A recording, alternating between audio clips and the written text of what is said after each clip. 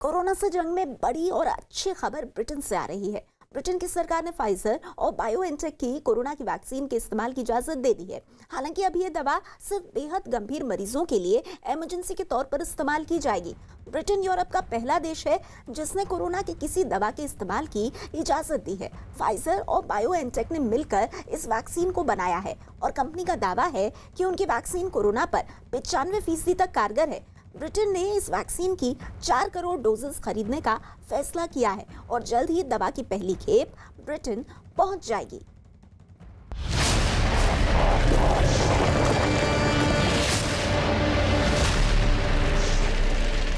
In India.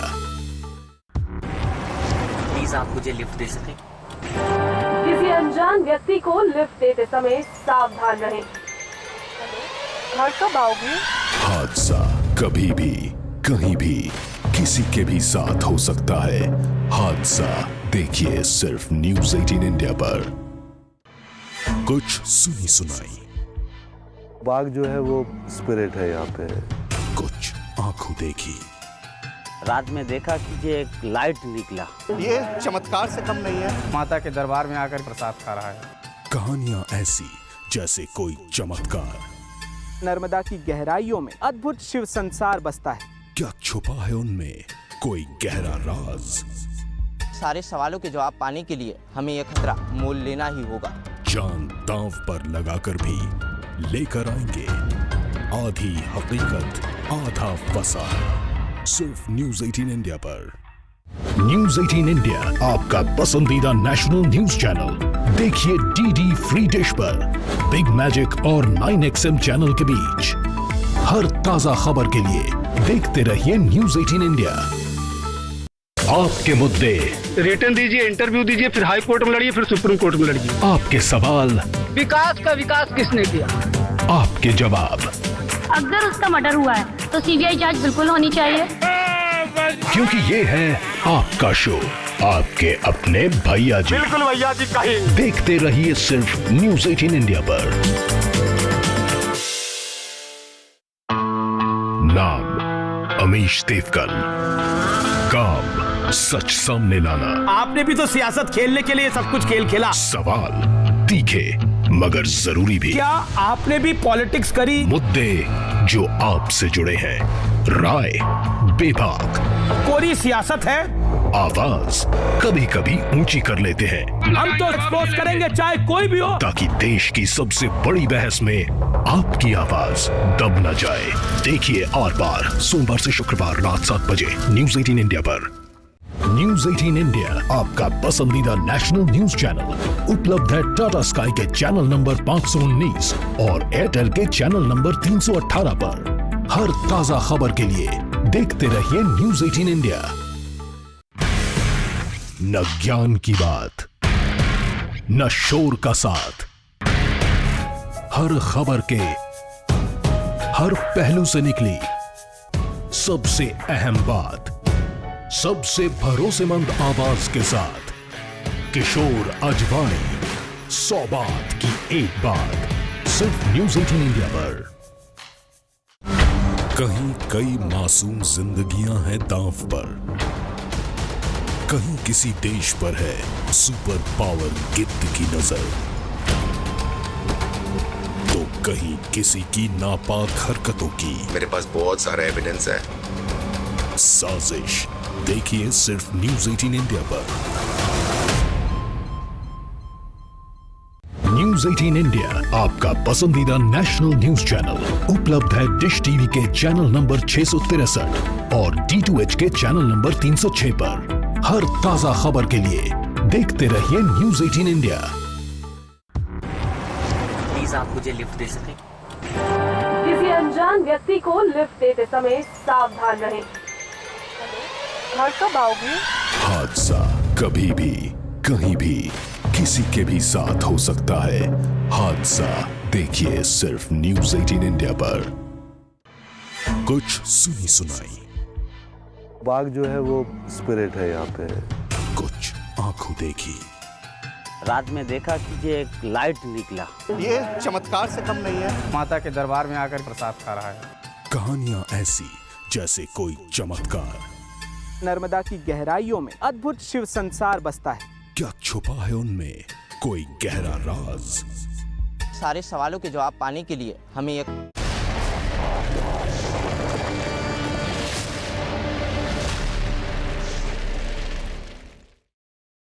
नमस्कार। इस वक्त बड़ी खबर आ रही है। किसानों के आंदोलन की वजह से दिल्ली हरियाणा और दिल्ली यूपी के बॉर्डर पर किसान जमे हुए हैं और इसकी वजह से दिल्ली आने जाने वालों को खासी दिक्कतों का सामना करना पड़ रहा है। मयूर विहार के पास Delhi Noida border, Delhi Ghaziabad border, Singhu border पर फिलहाल किसान डटे हुए हैं। इसकी वजह से दिल्ली नोएडा डीएनडी बॉर्डर पर ट्रैफिक की रफ्तार पर ब्रेक लग गया है। आज किसानों के आंदोलन का 7वां दिन है।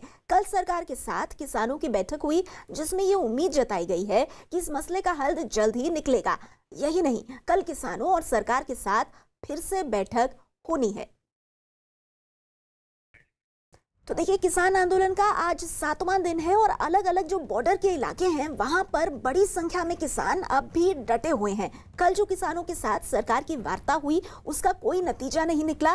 कल फिर से चौथे दौर की बातचीत होगी, लेकिन उससे पहले चाहे नोएडा दिल्ली बॉर्डर हो, चाहे सिंघू बॉर्डर, चाहे गाजियाबाद बॉर्डर, हर जगह पर बड़ी संख्या में किसान और उनके नेता डटे हुए हैं और मांग उनकी यही है सरकार से कि एमएसपी और मंडियों को लेकर के लिखित में आश्वासन दिया जाए। कल सरकार से किसानों की फिर से बात होगी। इससे पहले कल भी 4 घंटे तक एक लंबी चौड़ी बैठक का दौर चला किसान नेताओं के बीच और सरकार के बीच।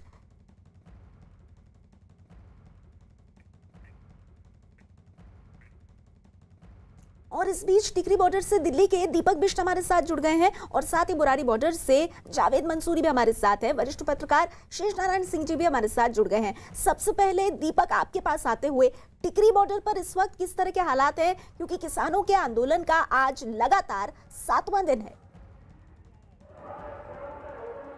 बिल्कुल नेहा, इस वक्त टिकरी बॉर्डर पर जो मैं हालात दिखाऊंगा, मेरे जो सामने बैरिकेडिंग है और इस बैरिकेडिंग के पार किसान हैं और सबसे अहम चीज यही कि किसान जो है अब कल का इंतजार कर रहे हैं, क्योंकि 3 दिसंबर को सरकार के साथ एक बार फिर चौथी बार बातचीत होगी, क्योंकि इससे पहले 3 बार बातचीत अलग अलग तरीके से हो चुकी है। किसानों का कहना है कि चौथी बातचीत में वो चाहते हैं कि कुछ हल निकले और इसी को लेकर आप देख सकते हैं भारी जमावड़ा यहाँ पर किसानों का है और किसान नेता जो है वो यही चाह रहे हैं कि कल की बातचीत में जो अब तक नहीं हो पाया वो चीज उनको मिल पाएगी, क्योंकि अनशन का आज 7वां दिन है और लगातार किसान जो है पूरा मोर्चा यहाँ पर संभाल कर आए हुए हैं। उनका कहना है कि जब तक उनकी मांगे नहीं मानी जाती, किसान विरोधी बिल के साथ ही उनकी जो डीजल की कटौती और साथ ही जो पराली को लेकर कानून बनाया गया है उसको भी वापस लेने की मांग पर अड़े हुए हैं और साथ ही जो दिल्ली पुलिस है उनका पूरा यहाँ पर लाव लश्कर है। दिल्ली पुलिस ने अपनी तरफ से सुरक्षा व्यवस्था चाक चौबंद की हुई है ताकि किसी भी तरह से अगर किसान यहाँ पर पहुंचकर कोई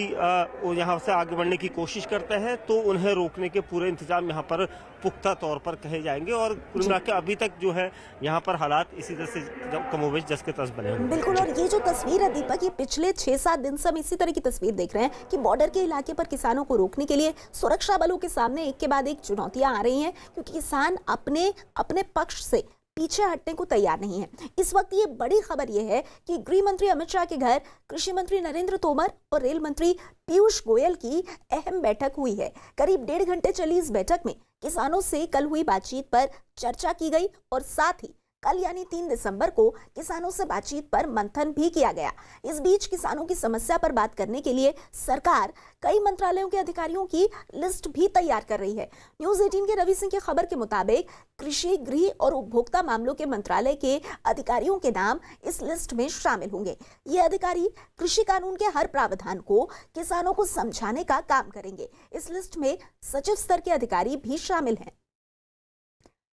इस बीच किसानों के आंदोलन के बीच केंद्र सरकार ने एक बार फिर से किसानों के हित को अपनी प्राथमिकता करार दिया है। केंद्रीय मंत्री प्रकाश जावड़ेकर ने ट्वीट किया और ट्वीट करते हुए लिखा कि पीएम मोदी के नेतृत्व में हमारी सरकार ने भरोसा दिया है कि किसानों को उनकी मेहनत का उचित दाम मिलेगा और एमएसपी में हर साल लगातार इजाफा होता रहेगा। किसानों का हित हमारी पहली प्राथमिकता है। सीधे रुख करना चाहेंगे जावेद मंसूरी का, बुराड़ी बॉर्डर से हमारे साथ मौजूद है। जावेद, यहाँ पर सबसे बड़ा सवाल ये है कि ये जो किसानों की जिस तरह की एकता दिख रही है कि जिस तरह से चल रहे हैं, रसद का सामान है और पूरी तैयारी के साथ आए हैं, क्या आज की तारीख में किसानों की ये जो एकता है यही सरकार के लिए सबसे बड़ी चुनौती बन गई है? देखिए ये इस बात से समझा जा सकता है कि लगातार बातचीत की कोशिश की जा रही है। कल भी मीटिंग हुई और कल भी मीटिंग होनी है और यही वजह है कि बुराड़ी जिस जगह पर हम मौजूद हैं यहाँ पर अभी भी किसान डटे हुए हैं। और देखिए रसद की जहाँ तक आपने बात की वो मैं आपको ज़रा ये ट्रैक्टर दिखा दूँ, ट्रॉली, इसमें कितना ज़्यादा सामान है इससे अंदाज़ा लगाया जा सकता है कि किसान लंबे वक्त तक यहाँ पर जुटने के लिए आए हैं तो किसी साजो सामान की कमी कम से कम यहाँ पर नहीं नज़र आ रही है। सर इधर आइए ज़रा, ये बताइए कि क्या अब आगे जो बातचीत अब चल रही है उससे कोई उम्मीद नज़र आ रही है और कब तक यहाँ रहना है आपको? जब तक काले कानून रद्द नहीं होते जब तक धरना लगाएंगे। देखिए कानून जब तक रद्द नहीं होते तब तक कह रहे हैं कि यहीं रहेंगे। आप बताइए आप क्या कहना चाहते हैं कि कोई उम्मीद नज़र आ रही है? हाँ हक वापस करा के। अच्छा, हक जो नवे कानून कितने दिन का सामान है यहाँ पर खाने पीने का? ये नहीं मुकने वाला, फिर पीछे आने वाला। अच्छा, फिर आ जाएगा। एक बात और है, हम किसी के राजनीति लोगों की मदद नहीं मांगते। हमारे बीच आते हैं हम उसको मना कर देते हैं। राजनीति कोई भी होवे, कोई पार्टी होवे, हम किसी की चीज़ नहीं लेंगे। लेकिन यहाँ पर कुछ लोग हमें नज़र आ रहे हैं जो कुछ खाने पीने का सामान लेकर पहुँचे। कहाँ से आए हैं आप? पुरानी दिल्ली से। पुरानी दिल्ली से। हाँ तो आप यहाँ इनको क्या लेकर आए हैं? आज समोसे लेकर आए हैं। वैसे तो हम रोज आते हैं अलग अलग चीजें लेके, तो आज समोसे लेकर। किसी पार्टी से जुड़ी हुई हैं या? नहीं, मैं सोशल एक्टिविस्ट हूँ, किसी से पार्टी से नहीं हूँ, इंडिपेंडेंट हूँ। देखिए यहाँ पर इस तरह के लोग भी नजर आ रहे हैं जो इनके लिए खाने पीने का सामान लेकर आ रहे हैं। तो देखिए ये एक तस्वीर है एक जगह की। हमने देखा कि सिंघू बॉर्डर पर बड़ी तादाद में किसान जमा है, गाजीपुर बॉर्डर पर है और अब दिल्ली नोएडा बॉर्डर पर। जी बिल्कुल जावेद, और देखिए किसानों की ये जो एकता है शायद यही सरकार के लिए इस वक्त सबसे बड़ी चुनौती है। आपके पास मैं आगे आऊंगी, लेकिन इस बीच किसानों के प्रदर्शन के कारण नोएडा से मयूर विहार की तरफ जाने वाले दिल्ली नोएडा मार्ग को बंद कर दिया गया है। किसानों ने नोएडा के गौतम बुद्ध द्वार के पास ही डेरा डाल दिया है। ऐसे में आज नोएडा से दिल्ली और दिल्ली से नोएडा जाने वाले लोगों के लिए मुश्किलें बढ़ गई हैं। दिल्ली पुलिस ने टेकरी, झड़ौदा और चिल्ला बॉर्डर को आवाजाही के लिए बंद कर दिया है। किसान आंदोलन की वजह से बड़ी मुसीबत, दिल्ली नोएडा आने जाने वालों की बड़ी मुसीबत। दिल्ली नोएडा बॉर्डर पर डटे किसान, रामलीला मैदान या जंतर मंतर जाना चाहते हैं किसान। किसानों को रोकने के लिए पुलिस ने की बैरिकेडिंग।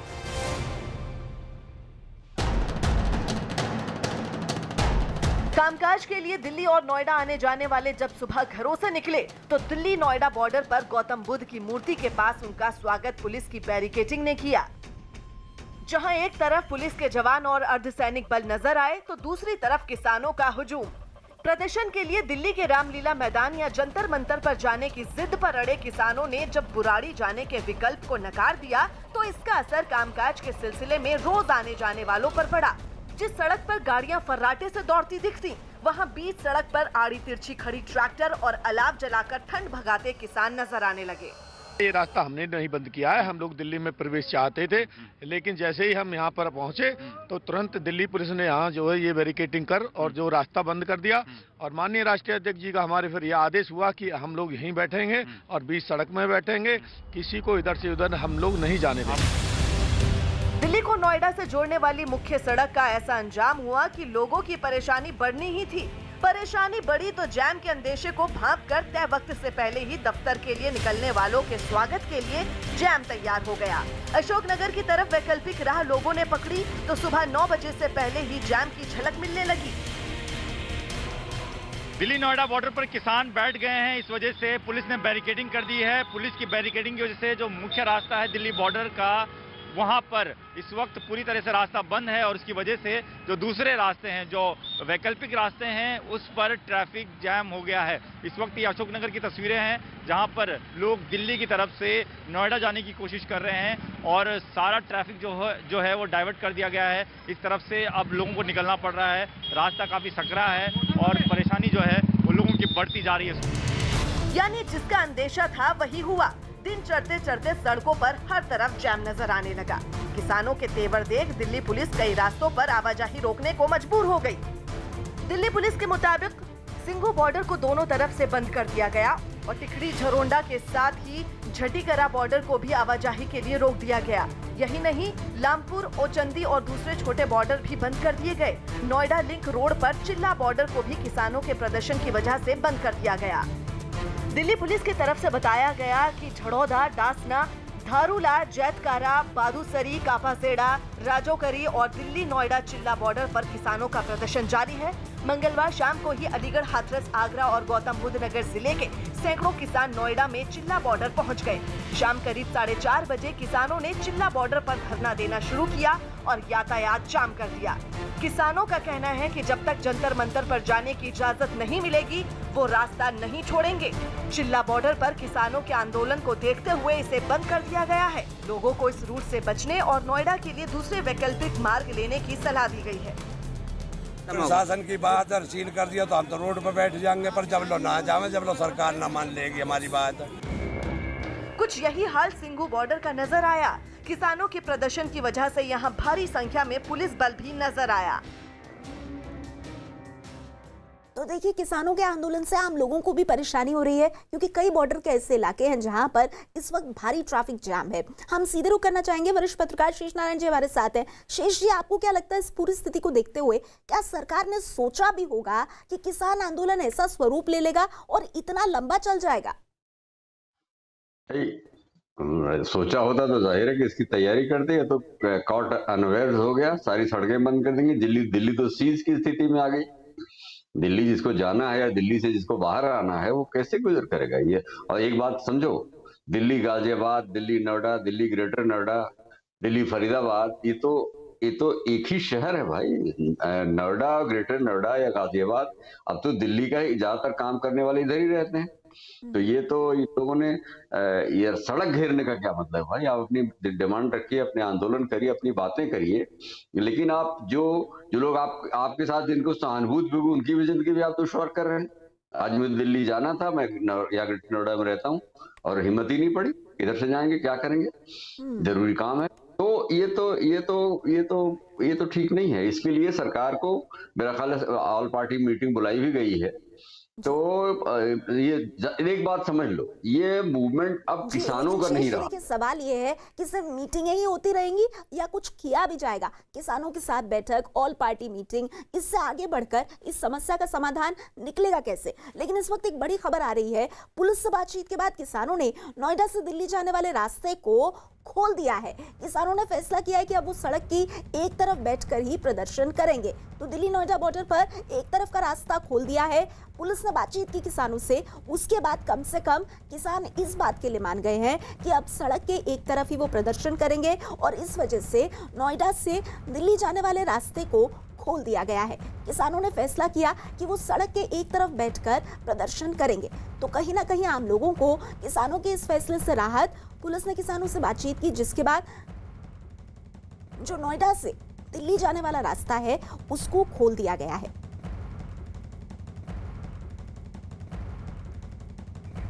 तो दिल्ली नोएडा बॉर्डर पर एक तरफ का रास्ता खुल गया है, ये इस वक्त की सबसे बड़ी खबर है। और जैसा कि हम आपको बता रहे हैं कि अलग अलग बॉर्डर पर बड़ी संख्या में किसान मौजूद हैं। कुछ इसी तरह की स्थिति नोएडा से दिल्ली जाने वाले रास्ते की भी थी, लेकिन अब पुलिस के साथ जो किसानों की बातचीत हुई, उसके बाद एक बड़ा फैसला किसानों ने लिया है। आम लोगों को एक राहत, क्योंकि किसानों ने ये कहा है कि अब सड़क के एक ही तरफ पर बैठकर वो प्रदर्शन करेंगे, यानी सड़क का जो एक हिस्सा है वो कम से कम यातायात के लिए पूरी तरह से खुल गया है। जैसा कि हम आपको बता रहे हैं कि किसानों के प्रदर्शन का आज लगातार 7वां दिन है और 7वें दिन आखिरकार नोएडा से दिल्ली जाने वाले रास्ते पर किसानों ने थोड़ी सी रियायत बरती है और पुलिस से बातचीत के बाद ये रास्ता निकाला गया है। सीधे रुख करना चाहेंगे दीपक बिष्ट का। दीपक, बड़ी खबर और कहीं ना कहीं किसानों के इस फैसले से आम लोगों को राहत। बिल्कुल निश्चित तौर पर, क्योंकि देखिए नेहा 2 दिन से यहाँ पर अलग अलग तरीके से प्रदर्शन कर रहे थे, लेकिन कल लगातार जब किसान एक साथ ही नोएडा बॉर्डर पर पहुंचे तो उसके बाद से ही लगातार जो पुलिस के हाथ पांव फूल गए थे। दिल्ली पुलिस उन्हें बुराड़ी ले जाना चाहती थी, लेकिन उसके बाद बड़ी मुश्किल से आज जिस तरह से बातचीत हुई है, क्योंकि बातचीत से हर किसी समाधान का रास्ता निकल कर आता है और यही बात किसानों और पुलिस के बीच हुई बातचीत का नतीजा है कि एक रास्ते को खोला गया है। और इसी तरह से अगर, क्योंकि जो ज़रूरत की चीज़ें होती है उससे काफ़ी दिक्कत हो रही, क्योंकि मैं बताना चाहूँगा कि जहाँ पर दिल्ली के बॉर्डर बंद हुए हैं वहाँ से जो रोज़ाना की आवक है उसको नहीं मिल पाने की वजह से लोगों को समस्या आ रही है, चाहे वो सब्जी हो, दूध हो, इस तरह से कई चीज़ें पहुँच नहीं पा रही। और यहाँ पर जिस तरह से रास्ता नोएडा की तरफ खोला गया है तो उससे काफी हद तक किसानों को जो है बिल्कुल, तो कम से कम किसानों की तरफ से एक छोटी सी रियायत ये दीपक कि आम लोगों को थोड़ी सी परेशानी कम होगी। नोएडा से दिल्ली जाने वाले रास्ते का एक हिस्सा फिलहाल खोल दिया गया है। किसानों के आंदोलन का जैसा कि हम आपको लगातार बता रहे हैं 7वां दिन है, लेकिन पहले ही दिन से किसानों के आंदोलन में कुछ ऐसे चेहरे नजर आए जिनकी मौजूदगी पर सवाल उठने लगे। कहा जा रहा है कि इन सामाजिक कार्यकर्ताओं और नेताओं का किसानों के आंदोलन से कोई लेना देना नहीं है, लेकिन फिर भी वो वहां पहुंचे हैं, जिस पर सवाल उठ रहे हैं। ऐसे चेहरों में नर्मदा बचाओ आंदोलन से जुड़ी मेधा पाटकर, शाहीन बाग में सीए विरोधी प्रदर्शन का चेहरा रही दादी यानी कि बिल्किस बानो, आम आदमी पार्टी से अलग होकर अपनी राजनीतिक जमीन तलाश रहे स्वराज इंडिया के योगेंद्र यादव, भीम आर्मी के चंद्रशेखर शामिल हैं। साथ ही किसानों के आंदोलन में जेएनयू के छात्रों की मौजूदगी पर भी सवाल उठ रहे हैं। बुराड़ी में हम मौजूद हैं। बुराड़ी में जो प्रोटेस्ट चल रहा है उसका स्वरूप ये होता है कि पहले यहाँ पर सुबह में लंगर होता है और उसके बाद ये किसान जो है पंचायत अपनी लगाते हैं। यहाँ देखिए अभी लंगर की तैयारियाँ लगातार चल रही हैं। किसानों से ज़रूर रिएक्शन लेते हैं। सर ये बताइए कि जो आपका प्रोटेस्ट चल रहा है लगातार 7वां दिन है, लेकिन कुछ ऐसे चेहरे भी सामने आ रहे हैं, योगेंद्र यादव हों, मेधा पाटकर हों या शाहीन बाग की दादी भी कल पहुँची थी, तो इससे कहीं आंदोलन भटक तो नहीं जाएगा आपका? कुछ लोग फायदा उठाने की कोशिश कर रहे हैं आपके? नहीं, कोई आई जावे कोई ना आई जावे। ਸਿਆਸੀ ਬੰਦੇ ਨੂੰ ਅਸੀਂ ਸਟੇਜ ਤੇ ਨਹੀਂ ਚੜ੍ਹਨ ਦਿੰਦੇ, ਨਾ ਅਸੀਂ ਸਿਆਸੀ ਬੰਦੇ ਨੂੰ ਬੋਲਣ ਦਾ ਮੌਕਾ ਦਿੰਦੇ ਆ।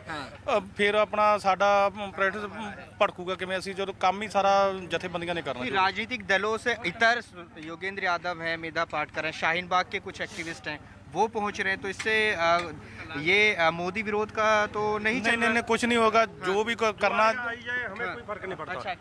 कोई आई जाए आ जाए तो चला जाएगा, हमें कोई फर्क नहीं पड़ता। क्या मांग है? अपनी तो किसान का बस वही 3 ऑर्डिनेंस वही मुद्दा है और कोई नहीं हमारा। देखिए ये यहाँ पर किसानों का साफ तौर पर कहना है कि राजनीतिक दलों को अलग रखा गया है और अगर कोई आता है प्रोटेस्ट में शामिल होने तो उससे फ़र्क नहीं पड़ता। कुछ और भी किसान हमारे साथ यहाँ देखिए बैठे हैं, उनसे हम बात करते हैं। सर ये बताइए कि क्या अब आगे किस तरह की रणनीति रहेगी? आगे जो आगू है वही करेंगे जी। अच्छा। हाँ, असी तक लेकिन कुछ एक्टिविस्ट भी आपके धरने में आ रहे हैं, ऐसा लग रहा है कि वो अपना चेहरा चमकाने की कोशिश कर रहे हैं, मेधा पाटकर, योगेंद्र यादव जैसे लोग। उसको नहीं असी, साडा तो आपदा ही है, आपका अपना मुद्दा है। हाँ। देखिए ये यहाँ पर जो मतलब के विरोधी पालती है। अच्छा, बिपड़काने साडा किसी नाल लेना देना नहीं। किसान का अपना मुद्दा है। देखिए यहाँ पर साफ तौर पर अलग अलग राय निकल कर आ रही हैं। कुछ कह रहे हैं कि हमें कोई मतलब नहीं, हमारा अपना सीधा मुद्दा है, जो किसान जो कृषि कानून है उन्हें सीधे तौर पर वापस लिया जाए।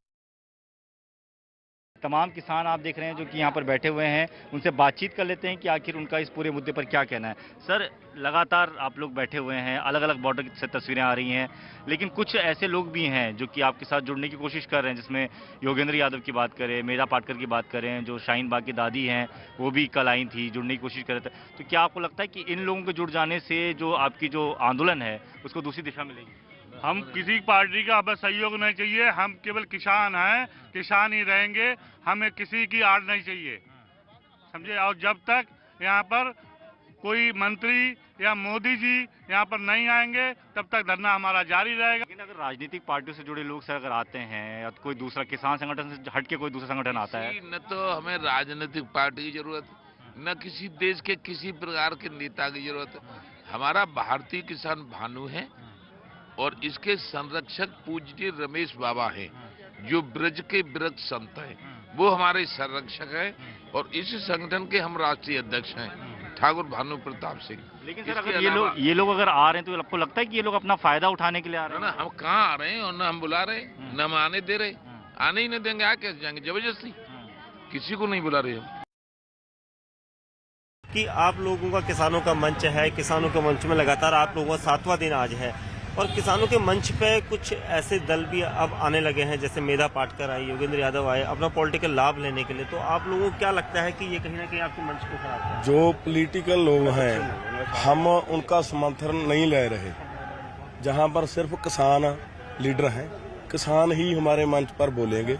हम जो किसी भी पॉलिटिकल पार्टी से संबंध रखता है, जो सिर्फ अपने फायदे के लिए 2020 वोटों के लिए आ रहा है ना, हम उनको जहां पर नहीं बोलने देते। ये सिर्फ किसानों का मंच है, जहां किसान ही बोलते हैं स्टेज पे। टिकरी बॉर्डर पर जैसे कुछ लोग आए थे, कल सिंगू बॉर्डर पर भी बिल्किस बानो पहुंची थी, शाहीन बाग में जो प्रोटेस्ट कर रही थी वो भी आपका समर्थन करने के लिए पहुंची थी, क्योंकि राजनीतिक लाभ कहीं ना कहीं किसानों के मंच की आड़ में लिया जा रहा है।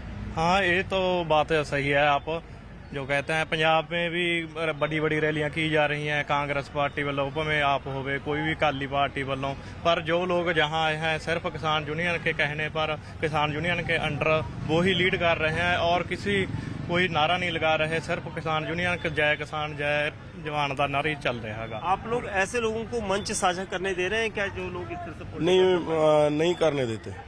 मंच पे हम कोई शासन नहीं करने देते। जो पॉलिटिकल लोग हैं जहाँ पर सिर्फ किसान और जो किसान की हिमायत में सोशल वर्कर किसी भी संस्था से आते हैं लोग, जहाँ पर हेल्प करते हैं, हम उनको दे देते हैं, बाकायदा इनको नहीं देते जो पॉलिटिकल लोग हैं।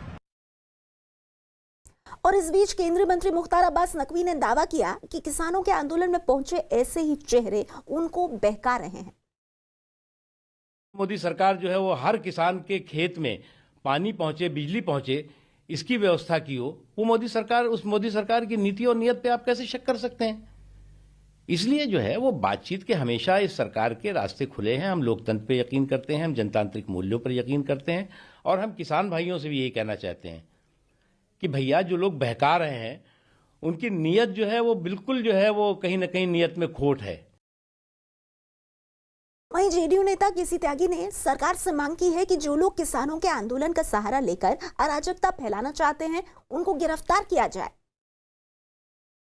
इस वक्त हमारे साथ हैं त्यागी जी। किसानों का आंदोलन चल रहा है, उसमें ये दावा किया जा रहा है कि कांग्रेस के सांसद ने दावा किया है कि खालिस्तान के कुछ लोग भी शामिल हैं। इसके अलावा अलग अलग पार्टियों के लोग भी जा रहे हैं, चाहे चंद्रशेखर की बात करें, योगेंद्र यादव भी हैं वहाँ मौजूद और बाकी कुछ लोग भी हैं। तो कैसे देखते हैं किसानों के आंदोलन के नाम पे कुछ दूसरे लोग भी रोटियां सेकने का काम कर रहे हैं?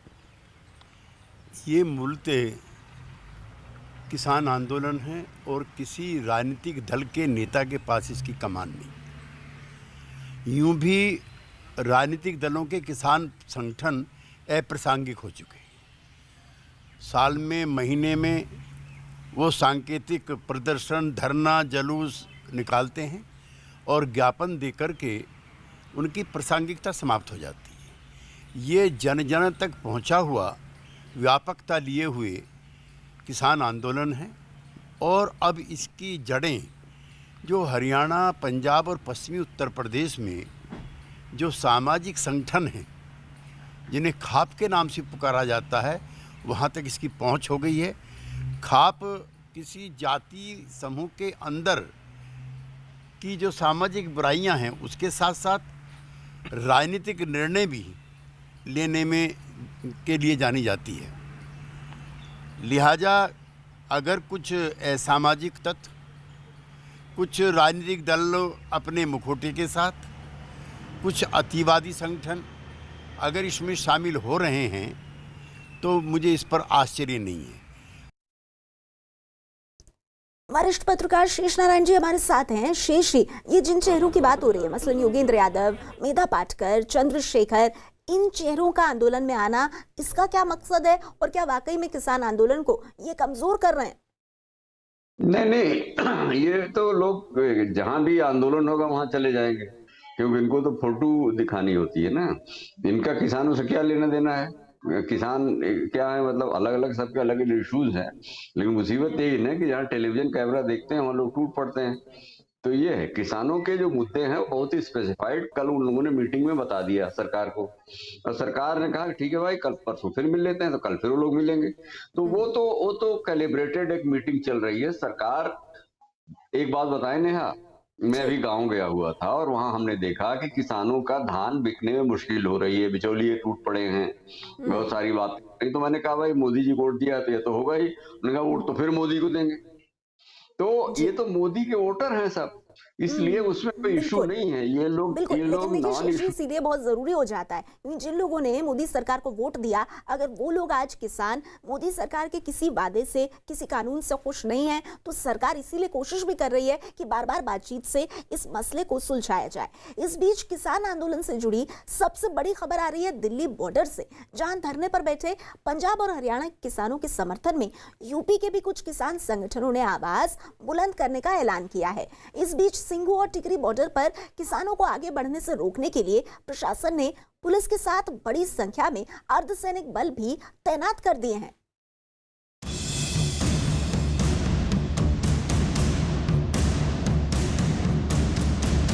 किसान आंदोलन का आज 7वां दिन।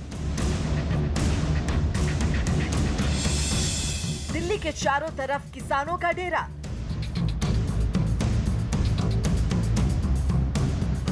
अच्छी रही सरकार और किसानों की बातचीत। कल फिर होगी किसान संगठनों से बात। सबसे बड़ी खबर आ रही है किसान आंदोलन से जुड़ी, जिसमें पंजाब और हरियाणा के बाद अब यूपी और राजस्थान के भी कुछ किसान संगठन जुड़ते नजर आ रहे हैं। जगह जगह धरने प्रदर्शन जारी हैं।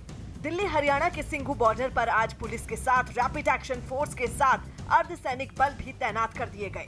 तस्वीरें आपको सीधा दिखाते हैं। किसान आंदोलन चल रहा है, जिसके वजह से दिल्ली पुलिस के साथ साथ जो अर्धसैनिक बल हैं उनकी भी तैनाती की गई है। ये पहली आप टुकड़ी देख रहे हैं जिसकी फिलहाल ब्रीफिंग हो रही है। आला अफसर यहाँ पर मौजूद है और ब्रीफ किया जा रहा है कि किस तरीके से सिचुएशन को हैंडल करना है।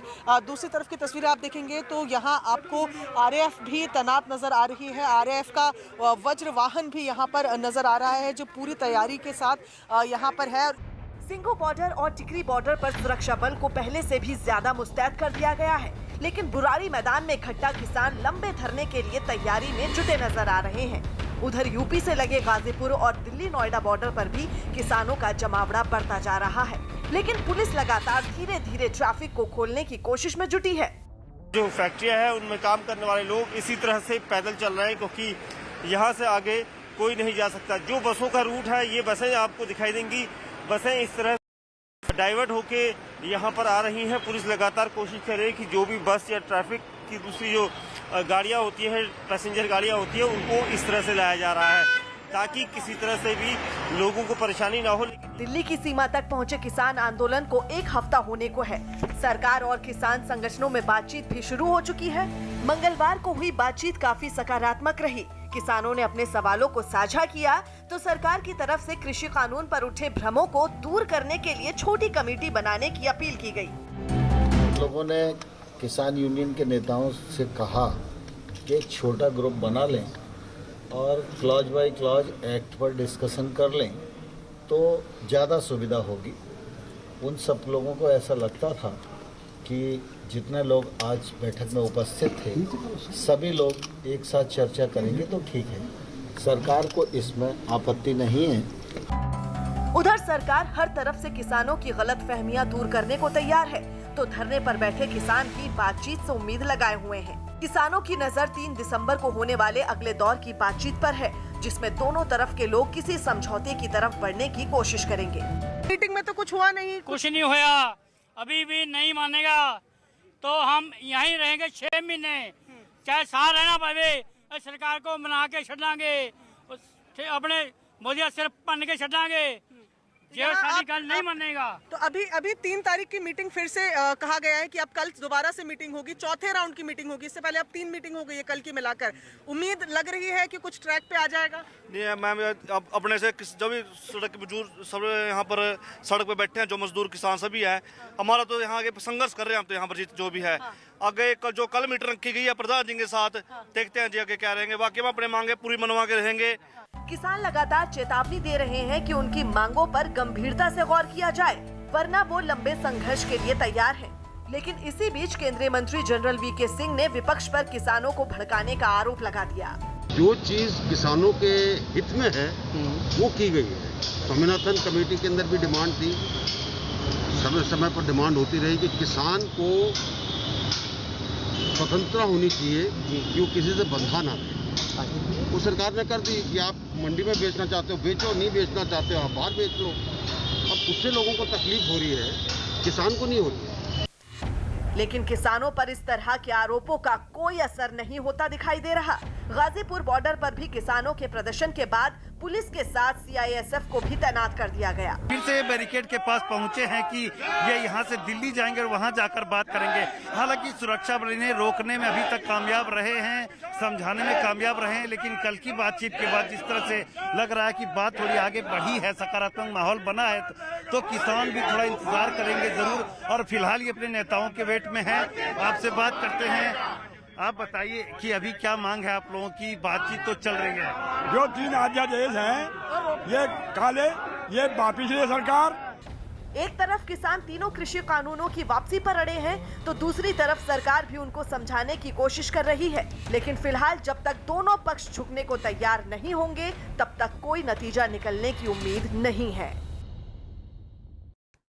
तो किसानों के मुद्दों पर कैसे बनेगी बात? क्या बातचीत से कोई समस्या, जो ये समस्या है, क्या इसका समाधान निकल पाएगा? इस तरह के तमाम सवाल हैं। हमारे साथ लगातार दिल्ली नोएडा बॉर्डर से दीपक रावत बने हुए हैं और उधर सिंघू बुराड़ी बॉर्डर से, माफ कीजिएगा, जावेद मंसूरी हमारे साथ हैं। सबसे पहले दीपक, आपके पास आते हुए, कल जो बातचीत हुई थी उसके बाद किसान ये कह रहे हैं कि वो अपना आंदोलन और तेज करेंगे। आपके साथ अगर कोई किसान है तो उनसे ये जानने की कोशिश कीजिए, या आपकी बात हुई होगी किसानों से, तो वो क्या कह रहे हैं? क्या सरकार के साथ जो बातचीत हो रही है उस पर उन्हें बिल्कुल भरोसा नहीं है?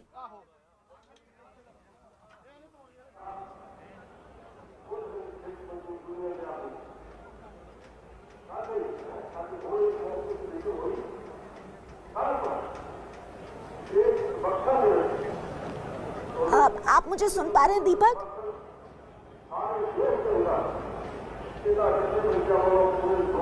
जी नेहा, जी दीपक, मैं आपसे ये जानना चाहती हूँ कि किसान किस तरह से ये जो बातचीत का दौर सरकार के साथ चल रहा है इसको देख रहे हैं। क्या इस बातचीत से किसानों को कोई खास उम्मीद नहीं है?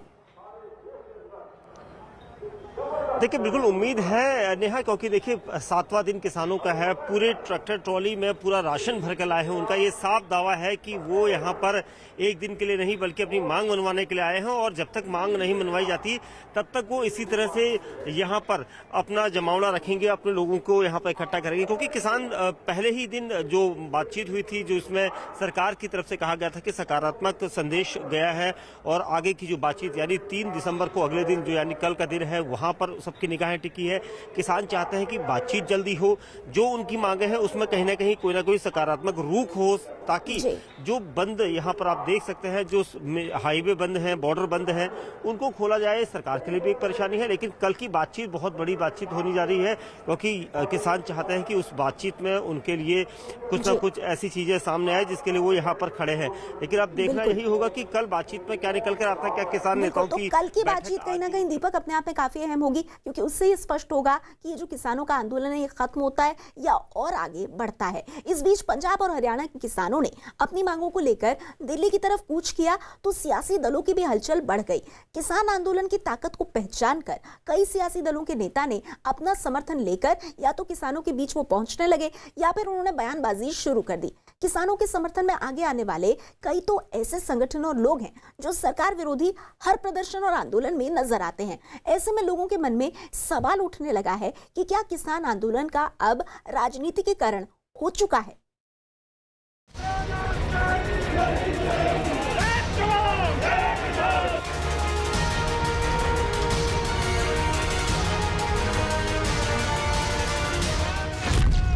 कहीं नारेबाजी, किसान रहेगा,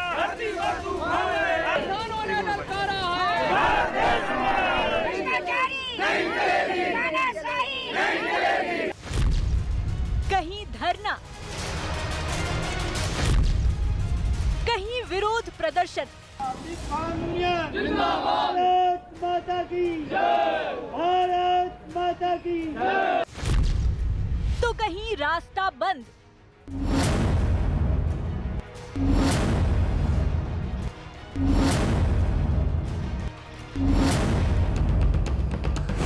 दिल्ली के दरवाजों पर खड़े पंजाब और हरियाणा के किसानों के गैर राजनीतिक आंदोलन की ताकत के सामने जब सत्ता का बातचीत के लिए नरम रुख दिखा, तो राजनीतिक दलों के मुंह से लार टपकना शुरू हो गई। कई दलों के नेता बीते कुछ दिनों में किसानों के बीच पहुंचते या फिर उनके समर्थन में बयानबाजी करते दिखने लगे। ये सिलसिला थमा नहीं है। आज सुबह किसान नेता चौधरी चरण सिंह के पोते और आरएलडी नेता जयंत चौधरी सिंघू बॉर्डर पर किसानों के बीच पहुंच गए। वहां पहुंचकर जयंत चौधरी किसानों के बीच खाने पीने की चीज बांटते नजर आए।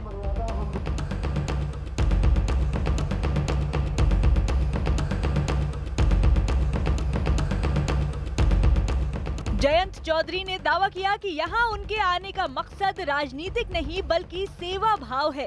इतनी देर बाद किसानों के बीच पहुँचे जयंत के दावे पर सवाल उठे या न उठे, लेकिन सरकार के लिए नसीहत और किसानों के लिए हमदर्दी के दो बोल बोलने से वो खुद को रोक नहीं पाए। एक तरफ प्रधानमंत्री जी पहले ही भाषण दे चुके हैं, कह चुके हैं, स्पष्ट कर चुके हैं कि कानून किसान के लिए अच्छे हैं और किसान समझ नहीं पा रहे। फिर एक पूरा प्रचार तंत्र जो ये कह रहा है तो किसान ही नहीं है, खालिस्तानी है, पता नहीं क्या तरह तरह की बातें की जा रही हैं, लांछन लगाए जा रहे हैं। लेकिन सच्चाई ये है कि एक स्वतः आंदोलन है, लोग अपने आप आ रहे हैं, लोग तंग हैं। ये सिर्फ पंजाब की बात नहीं, हरियाणा, मध्य प्रदेश, महाराष्ट्र, उत्तर प्रदेश, हरियाणा, जहाँ कई किसान हैं वे इन कानूनों से प्रभावित हैं, वे आहत हैं। मंडी पे उनको भाव नहीं मिल रहा, जब से सरकार आई वो तंग हैं, उनकी लागत निरंतर बढ़ती जा रही है।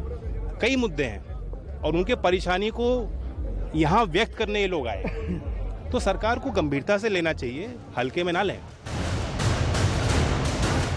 अलग अलग मुद्दों पर केंद्र सरकार को घेरने में नाकाम विपक्ष को किसान आंदोलन ने मौका दे दिया है। हालांकि इससे पहले किसानों के मुद्दे पर कांग्रेस के नेता राहुल गांधी सड़कों पर उतर चुके हैं और ट्रैक्टर पर उनकी तस्वीरें देश देख चुका है। लेकिन इस बार भले ही वो नजर नहीं आ रहे, लेकिन सोशल मीडिया के जरिए सरकार पर हमले का मौका नहीं छोड़ रहे। राहुल गांधी ने एक वीडियो ट्वीट कर प्रधानमंत्री पर तंज कसा। साल 2022 तक किसान अपनी आय दोगुनी करने के साधन जुटा सके, इसके लिए हम दिन रात जुटे हुए हैं। किसान आंदोलन से उत्साहित कांग्रेस के छात्र संगठन एनएसयूआई ने राजस्थान में सभी सांसदों के घेराव का ऐलान कर दिया। किसानों की हितैषी बनने की होड़ शुरू हुई तो कई नेताओं ने बयानबाजी शुरू कर दी। बीएसपी नेता सुधींद्र भदौरिया से लेकर शिवसेना की प्रवक्ता प्रियंका चतुर्वेदी तक किसानों का दर्द बयां करते दिखे। इस सर्दी में ठिठुरती हुई ठंड में किसान सड़कों पे भटक रहे हैं, ये पूरे देश के लिए बहुत ही शर्म की बात है। वे हमारे अन्नदाता हैं, पूरे देश को भोजन अनाज देते हैं, कपास से कपड़ा देते हैं, ईंट पाथ कर मकान देते हैं और वो सड़क पर खुद भटक रहे हैं। सरकार को इस बात को ध्यान में रखते हुए कि उनका कितना बड़ा योगदान है, इस समस्या को तत्काल रूप से निपटाना चाहिए। भारतीय जनता पार्टी के कई सारे अलायंस उनको छोड़ चुके हैं, अलायंस पार्टनर्स, कितने सारे अलायंस पार्टनर्स पे इस पे सवाल भी किए हैं, फिर भी इनका अहंकार खत्म नहीं हो रहा है। और अब जब अजय चौटाला जी भी इस सवाल को उठाते हैं, कहीं ना कहीं उनसे भी ये प्रश्न पूछा जाना चाहिए कि आप एक तरफ तो ये सवाल उठ खड़े कर रहे हैं एमएसपी को लेकर, जो किसानों की हकदार मांग है, दूसरी तरफ वही हरियाणा सरकार जो आपके साथ अलायंस में है, वहां पे आप उन पे टियर गैस चला देते हैं, उन पे वाटर कैनन चलाते हैं, आप हाईवेज खोद देते हैं जैसे वो किसान भाई बहन आगे ना बढ़ पाए। तो कहीं ना कहीं दोहरापन दिखाई देता है और दोगलापन दिखाई देता चाहिए। और मैं मानती हूँ कि जेजेपी को अपना पक्ष स्पष्ट करना जरूरी है। बयानों से ही समर्थन जताने की होड़ लगी तो सियासी अखाड़े में मुक्केबाजी के लिए उतरे कांग्रेस के विजेंद्र सिंह ने भी एक बयान हरियाणवी में जारी कर दिया। लब्बो लुआब ये कि भोले भाले किसानों का हक मारा तो निपट जाओगे। हक ना मारो इन भोले भाले किसानों का, ल घनी दिक्कत हो जाएगी, घने पछताओगे। बनाने भी हम, खुआने भी हम, ल सरकारी तो है, ल पड़ जाएगी। इससे पहले शाहीन बाग आंदोलन में दिख चुकी बिल्किस दादी और भीम आर्मी के चंद्रशेखर आजाद भी किसान आंदोलन में नजर आ चुके हैं। जिसकी संवेदनाएं खत्म हो गई हैं, उस प्रधानमंत्री क्या उम्मीद करें। सरकार ने कभी सच नहीं बोला, इसलिए किसान भरोसा भी नहीं कर रहे हैं। उन्हें अपने आंदोलन में भरोसा, और देश आप समझिए लगातार देश का हर वर्ग किसानों के साथ खड़ा हो रहा है। किसानों के आंदोलन में सरकार विरोधी चेहरों और विपक्ष की बढ़ती दिलचस्पी से बीजेपी और केंद्र सरकार को सवाल उठाने का मौका मिल गया। अब ये कहा जाने लगा है कि किसान आंदोलन को ऐसे लोगों की शह है जिनका खेती किसानी से कोई वास्ता नहीं।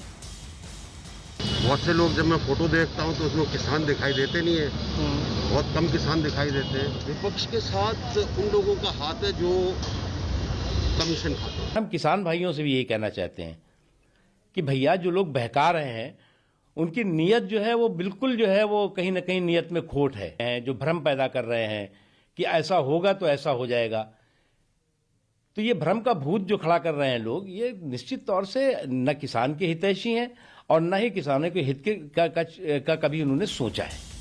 सरकार से बातचीत के रास्ते खुलने के बावजूद किसान आंदोलन की आंच धीमी नहीं पड़ रही है। अब सबकी नजरें अगले दौर की बातचीत पर हैं। माना जा रहा है कि सरकार और किसान संगठन जल्द कोई न कोई रास्ता निकाल लेंगे। तो किसान आंदोलन पर रहेगी हमारी नजर। बढ़ते हैं आगे। फिलहाल उत्तर प्रदेश के मुख्यमंत्री योगी आदित्यनाथ मुंबई के दौरे पर हैं। मुंबई में आज योगी आदित्यनाथ बॉम्बे स्टॉक एक्सचेंज पहुंचे और परंपरागत तौर पर घंटी बजाकर लखनऊ म्युनिसिपल बॉन्ड को शेयर बाजार में लिस्ट करने की घोषणा की। उत्तर भारत का लखनऊ नगर निगम पहला ऐसा निकाय है जिसने शेयर बाजार के लिए बॉन्ड जारी किए हैं। बॉम्बे स्टॉक एक्सचेंज के बाद योगी आदित्यनाथ ने मुंबई के एक होटल में टाटा ग्रुप के चेयरपर्सन से मुलाकात की।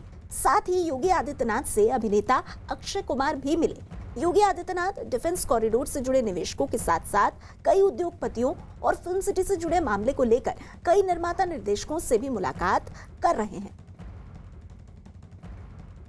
यूपी में प्रस्तावित फिल्म सिटी के मुद्दे पर मुंबई में 2 दिनों में उत्तर प्रदेश के मुख्यमंत्री योगी आदित्यनाथ ने कई फिल्म अभिनेता और डायरेक्टर्स के साथ मुलाकात की। इस दौरान मुंबई के लोग यूपी की प्रस्तावित फिल्म सिटी में आ सकें और यहां पर काम कर सकें, इस मुद्दे पर चर्चा की गई।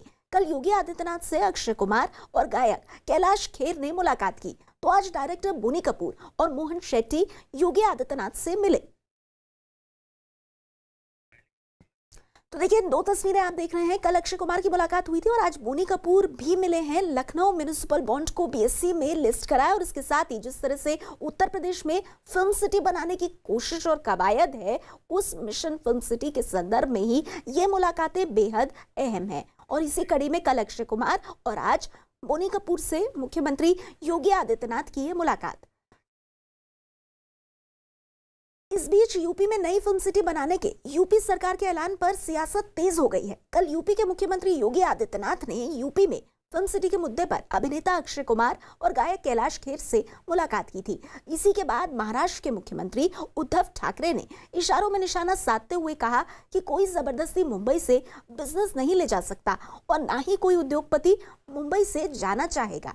इसके साथ ही संजय राउत ने भी हमला करते हुए कहा कि मुंबई से फिल्म इंडस्ट्री को यूपी ले जाना आसान नहीं है, जिस पर बीजेपी सांसद और अभिनेता रवि किशन ने पलटवार करते हुए कहा कि नई फिल्म सिटी पाकिस्तान में नहीं भारत में बन रही है, जो कि मुंबई के मुकाबले 2 गुना एरिया में होगी। जबकि यूपी के मंत्री मोहसिन रजा ने यह दावा कर दिया कि मुंबई फिल्म इंडस्ट्री में अंडरवर्ल्ड का कब्जा है और यूपी सरकार के फैसले से उद्धव सरकार और एक स्वस्थ प्रतिस्पर्धा आगे बढ़ सके, ये इसके पीछे की मंशा है। और उसी कार्यक्रम को आगे बढ़ाने के दिशा में कि हम बेहतर सुविधा, इंफ्रास्ट्रक्चर और अन्य कार्यक्रमों को आगे बढ़ाने की कार्रवाई। धन्यवाद जी। Thank you. ऐसा है कि आपको सबको पता है कि फिल्म इंडस्ट्री जो है मुंबई में गए 100 साल के ऊपर से एस्टेब्लिश है और इस प्रकार का यहाँ पे जो फिल्म इंडस्ट्री का माहौल है, मुझे लगता है नहीं कि इस प्रकार का बाहर के राज्य में कितना भी कोई प्रयास करे तो यहाँ पे जो सुविधा है फिल्म इंडस्ट्री को, उतनी सुविधा बाहर के राज्य कोई दे सकता है करके यहाँ से बाहर फिल्म इंडस्ट्री जाने का कोई सवाल ही नहीं। बढ़ते हैं आगे। उम्र छोटी काम बड़े, कहते हैं कि जीनियस की झलक उसके बचपन में ही मिल जाती है। वो किसी भी फील्ड में जीनियस बन सकता है, खेल में, पढ़ाई में, आर्ट में या किसी और क्षेत्र में। वो शायद आपके आसपास हो या फिर दूर, लेकिन अगर आप जानते हैं किसी ऐसे इंडियन को जो यंग जीनियस है और जिसे आना चाहिए दुनिया के सामने, तो आज ही रजिस्टर कीजिए news18.com/younggenius पर या बायजूस ऐप डाउनलोड करें और यंग जीनियस सेक्शन पर विजिट करें। बायजूस यंग जीनियस न्यूज़ 18 की एक पहल।